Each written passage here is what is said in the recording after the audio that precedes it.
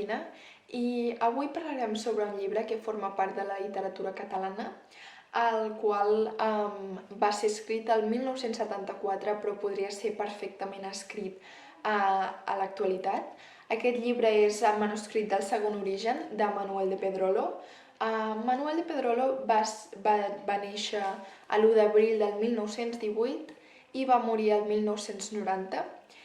Va ser un escriptor molt reconegut i va publicar aproximadament unes 120 obres i tristament va ser perseguit i criticat per la censura franquista, ja que deien que els seus llibres eren catalanistes, però bé, jo he disfrutat molt llegint-me aquest llibre. Us faré una breu sinopsis del llibre.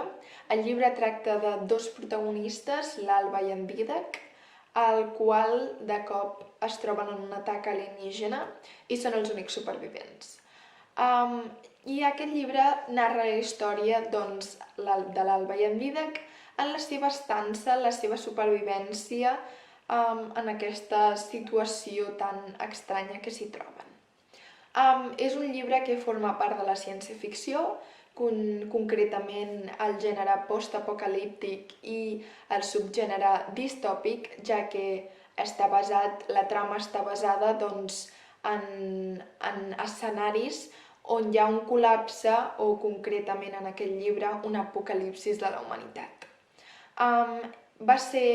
S'ha fet una pel·lícula i també a TV3 s'ha fet una sèrie i forma part de la col·lecció de la literatura universal de la butxaca, concretament de l'editorial Cangur. Ara us donaré una breu opinió sobre el que m'ho ha semblat el manuscrit. Parlaré una mica sobre si el recomano, sobre els punts forts, els punts febles, el que surti. Primer de tot, diré que sí que el recomanaria per gent de totes les edats, ja que la gràcia és que té un llenguatge senzill i diàlegs curts i això fa que sigui llegible de gent de la meva edat fins a gent adulta gran. I la gràcia és que cada etapa, cada edat ho viurà diferent. Per exemple, algú de la meva edat ho viuria més des d'un punt de vista des de l'Alba, des de la situació de l'Alba posant-se a lloc i empatitzant amb l'Alba, i en canvi una persona més gran ho llegiria el llibre d'una manera més com el narrador omniscient. I crec que és un contrast molt interessant. Els punts forts del llibre, jo diria que un dels grans punts forts que té el llibre és com parla de la ciència-ficció conjuntament amb el realisme, ja que és una novel·la de ciència-ficció, ja que el món apocalíptic està basat en la ciència-ficció, i el realisme, el que em refereixo amb el realisme, em refereixo a com parla de les necessitats bàsiques de les persones, les seves relacions, les ganes de menjar, diguéssim, necessitats bàsiques, la dutxa, la quotidianitat. Em refereixo que parla molt de la quotidianitat de la persona i això fa com molt més creïble el fet de com està escrit. I d'aquí també aniria a parar a una reflexió de què són els nous, diguéssim, Adam i Eva, ja que els noms també ho indiquen molt i tenen molt significat i ho trobo una cosa molt bonica. Alba es refereix a l'inici d'alguna cosa, a l'alba, quan surt el sol, ja diguéssim, i com a una nova etapa, com indica el títol, un nou origen, i Dídac, algo didàctic, a un aprenentatge, a una cosa nova, a accedir a nous coneixements, i com a resum faríem una nova etapa, un nou origen, i crec que és algo molt interessant, amb molta imaginació i molt bonic. Què no m'ha agradat del llibre?